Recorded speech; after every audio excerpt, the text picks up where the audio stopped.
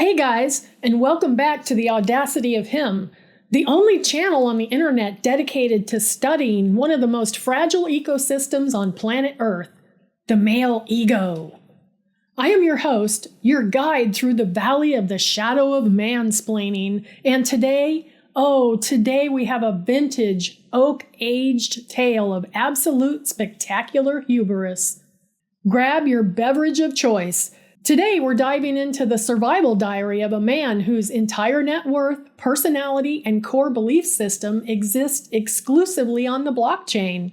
A man who was suddenly, violently, and tragically forced to interact with the physical realm. Braxton is 28. He is the self-appointed VP of Synergistic Growth at a Web3 startup that is trying to decentralize, shoelaces? It doesn't matter. What matters is that Braxton uses the word alpha in casual conversation. He unironically refers to regular money as fiat currency. He wears Allbirds to weddings. His entire existence is a cloud-based abstraction. He lives in a smart apartment in a gentrified neighborhood where the rent is roughly the GDP of a small island nation. Everything in Braxton's life is connected to the Internet of Things. His blinds, his thermostat, his lock, his toaster. So naturally, when a rogue, aggressively anti-capitalist squirrel chewed through a major neighborhood transformer at 2:14 p.m. on a Tuesday, Braxton's entire reality collapsed faster than an altcoin rug pull. This is his 48-hour descent into savagery. Hour 1, the denial phase. The lights go out. The gentle white noise hum of Braxton's heavy-duty cryptocurrency mining rig violently stops. The sudden silence is deafening. Braxton looks up from his curved, ultra-wide monitor, annoyed. He assumes this is a minor glitch in the Matrix. A temporary blip that the universe will rectify immediately because Braxton is a premium subscriber to life. He instinctively says, "Alexa, let there be light." Nothing happens. He tries again, a little louder, his voice cracking with the first microscopic hint of vulnerability. "Alexa, activate hyperfocus productivity lighting." Silence. The Amazon Echo sits on his quartz countertop, an unblinking dead cylinder of plastic. Braxton chuckles to himself. Classic centralized grid failure, he thinks. This is exactly why we need a decentralized power blockchain. He picks up his iPhone 15 Pro Max, battery currently sitting at a robust 42%, and opens X, formerly Twitter, to fire off a thread about how the local utility company lacks an agile framework. But then he sees it. No Wi-Fi. And worse, the cellular towers in his immediate area are also down due to the cascade failure. 1 bar of 3G. 3G! To a tech bro, 3G is basically cave painting. It's hieroglyphics. It's an insult to his very DNA. He manages to send one final desperate text to his Discord server of fellow crypto traders before the signal entirely flatlines. Grid down, diamond hands, HODL. He feels like a hero, a martyr for the digital age. He decides he will simply use this time to do a dopamine detox. He's been meaning to read that physical book he bought 2 years ago, Meditations by Marcus Aurelius. He searches his apartment for it, but realizes he actually only owns the NFT of the book cover. Hour 8. The sun has set. The reality of the physical world begins to crush Braxton's spirit like a hydraulic press. His phone is at 14%. He has dimmed the screen brightness so low he's practically reading Braille.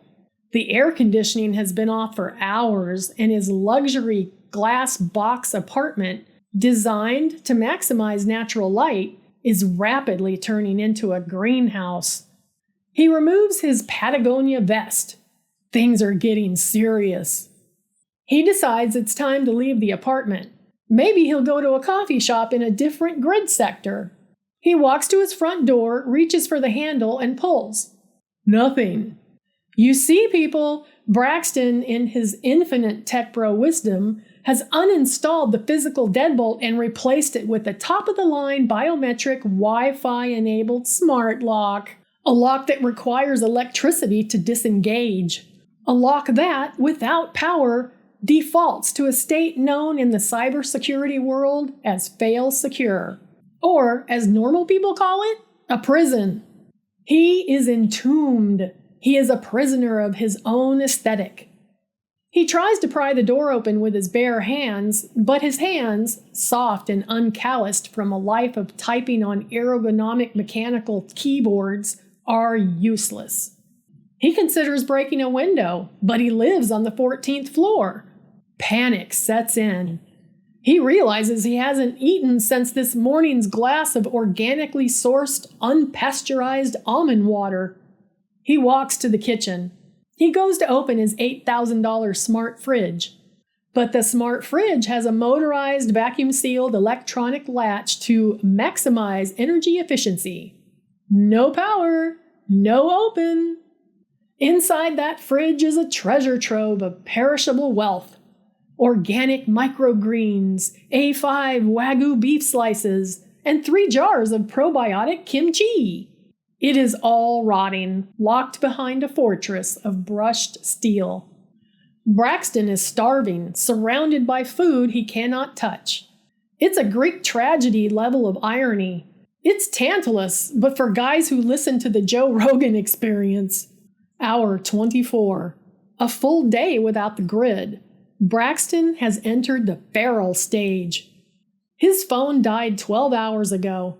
His last act before the screen went black was to desperately check the floor price of Ethereum, watching it drop 2% before the dark mirror of the screen reflected his own terrified face back at him. He hasn't slept. He spent the night listening to the terrifying acoustic sounds of the actual city. He heard a dog bark.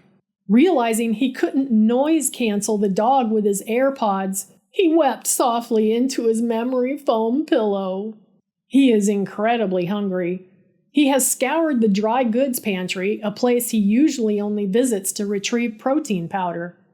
He finds nothing but a bag of raw chia seeds, a half-empty bottle of truffle oil, and a single miraculous anomaly. A can of Chef Boyardee Beef Ravioli.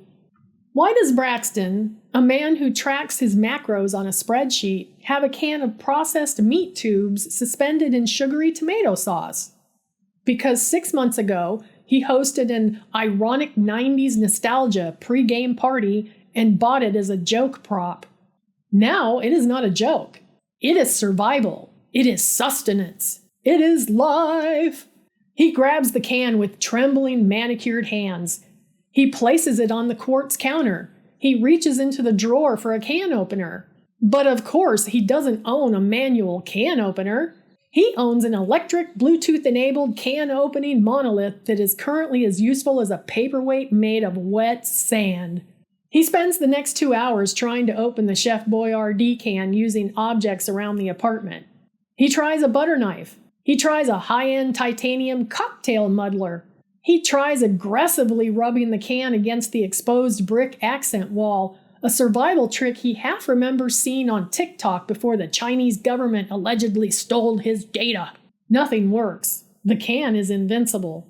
Defeated, hungry, and smelling vaguely of sweat panic and expensive sandalwood deodorant, Braxton walks out onto his 14th floor balcony. He looks out over the dark, gridlocked city, and then he smells it. Smoke, fire, and tomatoes. He looks over at the balcony next to his. It's Gary.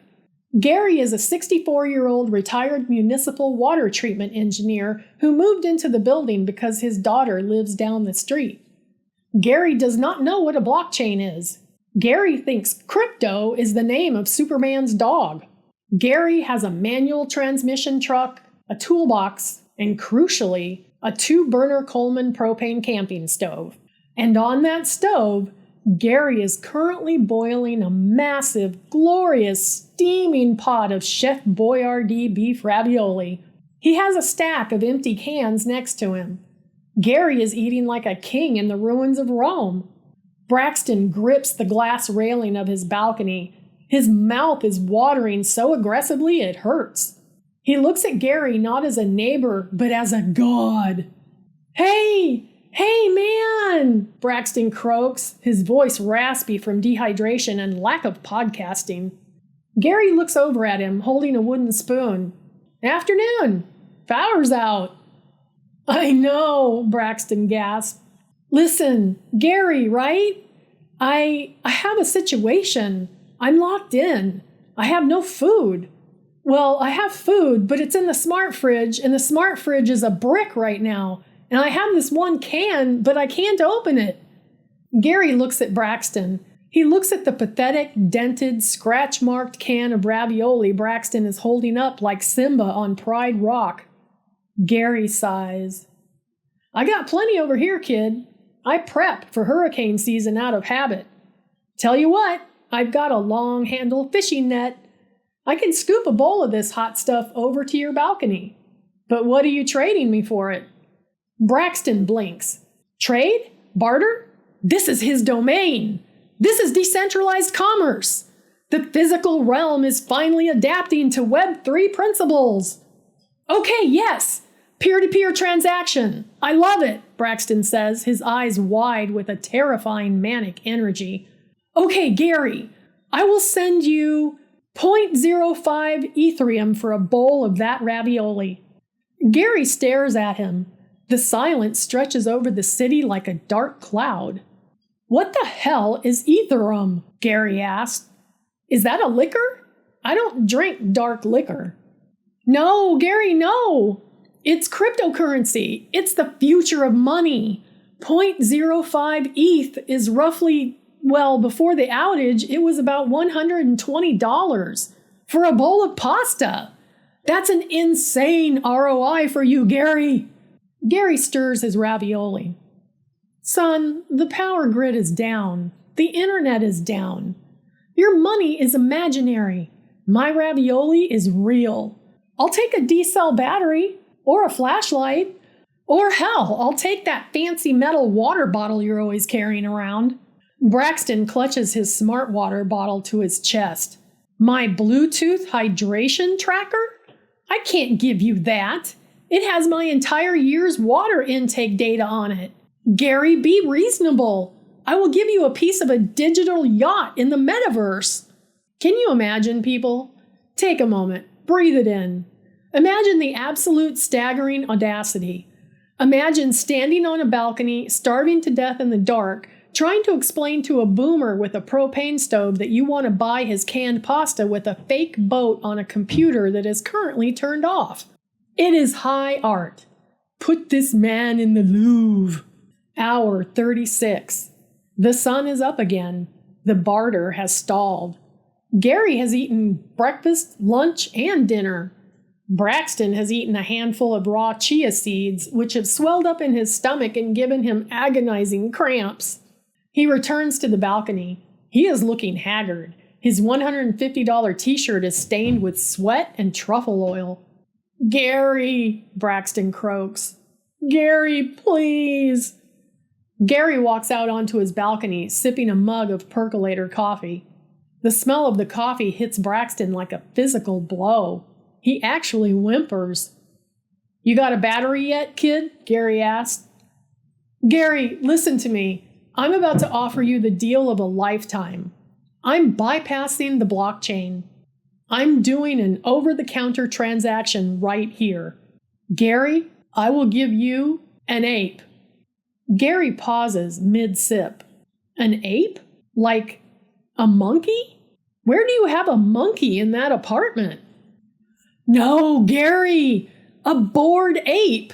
It's an NFT, a non-fungible token. Braxton is getting frantic now, gesturing wildly. It's a unique digital asset. It's a picture of an ape. Mine has laser eyes and a sailor hat. Snoop Dogg has one, for Christ's sake, Gary. Snoop Dogg! Gary sets his coffee mug down on the railing. He looks at Braxton with a mixture of profound pity and absolute disgust. Let me get this straight, Gary says, speaking slowly as if to a very concussed toddler. You are starving. You have no power. You are trapped in your own apartment, and you want me to give you hot food in exchange for a cartoon picture of a monkey that I can't even look at right now because your phone is dead? It's not just a picture, Braxton screams, losing his grip on reality. It's community. It's utility. It grants me exclusive access to a Discord channel where we talk about wealth generation. Kid, Gary says, shaking his head. I don't care if the monkey shoots actual real-life lasers out of its fucking ass. I can't eat a receipt for a JPEG. Now, if you find a spark plug or a decent pocket knife, holler at me. Otherwise, I'm going inside to read a paperback book by candlelight. You know, a physical book, with pages. Gary turns around and walks back inside, sliding the glass door shut. Braxton falls to his knees on his balcony. He looks at the dented can of Chef Boyardee in his hands. He looks at the sky. For the first time in his adult life, he realizes that his entire identity, his wealth, his status, his alpha male posturing, it all vanishes the exact second a squirrel gets hungry near a power line. He is king of nothing, a lord of the dead pixels. Hour 42. Braxton has resorted to brute force. He is sitting on his kitchen floor, using a heavy decorative marble coaster he bought at a minimalist boutique to rhythmically smash the top of the ravioli can. Whack! Whack! Whack! Sauce is leaking out of a microscopic puncture wound. He is licking the tepid, metallic-tasting sauce off his fingers like a feral raccoon. He is weeping. He has accepted his fate. He will die here in his luxury smart tomb. His tombstone will read, Braxton. He HODL'd until the very end. He raises the marble coaster for one final, devastating strike. And then, beep! The microwave chirps. The smart fridge hums to life, the vacuum seal disengaging with a soft hiss. The Philips Hue lighting system boots up, bathing the apartment in a toxic neon magenta glow because that was the last setting Braxton used. The air conditioning roars back into action. The grid is back online. Braxton freezes. The marble coaster drops from his hand, shattering on the tile floor. He slowly turns his head. His dead iPhone, sitting on the wireless charging pad, suddenly glows. The Apple logo appears. It is the dawn of a new era. You would think, wouldn't you, that this would be a humbling moment. You would think Braxton might walk next door, thank Gary, buy a manual can opener, and perhaps reevaluate his entire value system. You might think he'd realize that tangible reality matters more than digital scarcity. But this is the audacity of him. We do not do character growth here. Braxton scrambles to his phone. He rips it off the charger at 2%. He completely ignores the unlocked fridge full of food. He ignores the water. He ignores the door that is now unlocked. He opens the X app. He furiously types with his sauce-covered thumbs. Just completed a rigorous 48-hour involuntary dopamine fast and extreme isolation retreat, he posts. The clarity I achieved on Web3 infrastructure and the necessity of decentralized grid tokenization is insane. Huge alpha dropping soon on how to monetize off-grid survival using smart contracts. Gary from next door is NGMI. We are so incredibly early, bros. Hashtag grindset. Hashtag Weg3. Hashtag apestrong. He hits send. He leans back, his ego fully reinflated. The physical world was just a temporary glitch. The blockchain is eternal. And that, my friends, is the story of Braxton. A man who survived the apocalypse with nothing but sheer, unadulterated delusion. I kind of wish Gary had just thrown the ravioli at his head, but alas, we can't have everything. If you enjoyed watching a tech bro suffer the unbearable weight of physical reality, do me a favor and smash that like button. But do it with your physical hand, with a physical mouse, in the real world. Subscribe to the Audacity of Him for more deep dives into the hilarious fragility of the modern man. Turn on notifications so you don't miss our next video. My boyfriend said he could land a commercial airliner in an emergency, so I bought a flight simulator. Until next time, stay petty, stay grounded, and for the love of God, buy a manual can opener. Bye, guys.